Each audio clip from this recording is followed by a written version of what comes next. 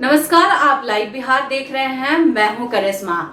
बिहार में 2 सीटों पर उपचुनाव होने वाले हैं। तारापुर और कुशेश्वरा स्थान सभी राजनीतिक पार्टी अपनी अपनी तैयारियां में जुट गई है, लेकिन इसी बीच लोजपा में छिड़ा विवाद खत्म होने का नाम नहीं ले रहा है। आपको बता दें कि चुनाव आयोग ने लोजपा के चुनाव चिन्ह यानी कि बंगला को फ्रीज कर लिया है। कोई भी चुनाव चिन्ह का इस्तेमाल नहीं कर सकता है, चाहे वो चिराग पासवान हो या पशुपति कुमार पारस हो। आपको बता दें कि जब चुनाव आयोग ने इसका ऐलान किया तब पशुपति कुमार पारस की तरफ से एक बयान सामने आया। उन्होंने ये अपने बयान में कहा कि हमने ही चुनाव आयोग को नोटिस देकर कहा था कि चुनाव चिन्ह को फ्रीज कर लिया जाए, नहीं तो चिराग पासवान इसका गलत इस्तेमाल कर सकते हैं। आपको बता दें कि चिराग पासवान हारने वाले नहीं हैं, वो अपनी लड़ाई जारी रखेंगे।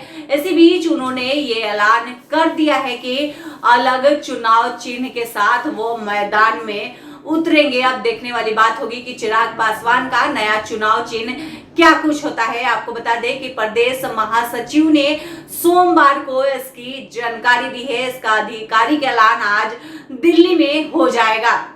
चुनाव आयोग से लोक जनशक्ति पार्टी लोजपा का चुनाव चिन्ह बंगला फ्रीज होने के बाद भी जमुई के सांसद चिराग पासवान की लड़ाई जारी रखने की तैयारी में है। चिराग पासवान बिहार की 2 विधानसभा सीट पर होने वाले उपचुनाव में नई पार्टी और नए चुनाव चिन्ह पर अपने उम्मीदवार उतारेंगे। इसकी घोषणा मंगलवार को नई दिल्ली में करेंगे। लोजपा चिराग गुट के प्रधान महासचिव संजय पासवान ने सोमवार को यह जानकारी दी। संजय पासवान ने बताया कि एक साजिश के तहत हमारे नेता चिराग पासवान को उपचुनाव से अलग थलग करने की कोशिश की जा रही है। उन्होंने कहा कि चिराग पासवान किसी कीमत पर अपनी राजनीतिक लड़ाई से पीछे हटने वाले नहीं हैं, इसलिए फिलहाल चिराग विधानसभा के उपचुनाव में तारापुर और कुशेश्वर स्थान से नई पार्टी बनाकर चुनाव आयोग से नया चिन्ह लेकर उम्मीदवारों को लड़ाएंगे। उन्होंने कहा कि तारापुर और कुशेश्वर स्थान दोनों ही सीटों पर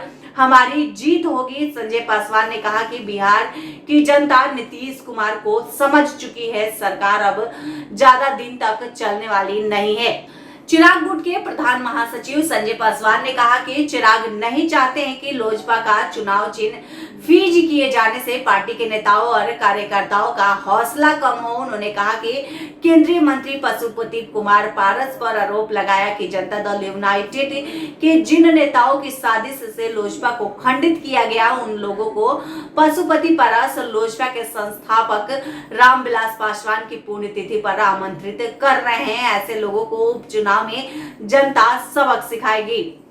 आपको बता दें कि बिहार में 2 सीटों पर उपचुनाव होने वाले हैं। कुशेश्वर स्थान और तारापुर 30 अक्टूबर को चुनाव होंगे और 3 नवंबर के परिणाम जारी किया जाएगा।